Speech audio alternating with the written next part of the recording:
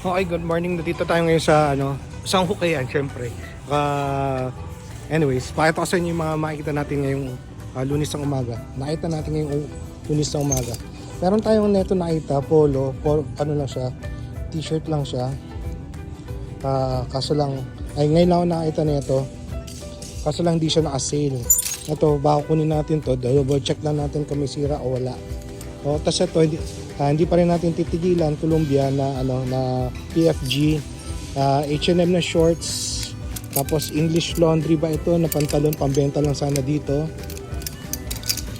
Oops, tapos ito okay sana to na RL16, kaso lang wala siyang logo sa harapan, so iwan natin to. Ito kunin natin to, yan, check din na natin to. 2, 3, ito Tommy Bahama, pambenta lang dito.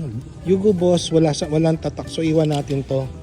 Tapos ito, makita nyo, RL to, kaso lang kinostom, kaya iwan din natin to. Tapos ito, Desert Sun 2XL, mukhang maganda siya. Titingnan natin kung pwede siyang pambenta dito, okay? So pero ito lang yung makukunin natin ngayon.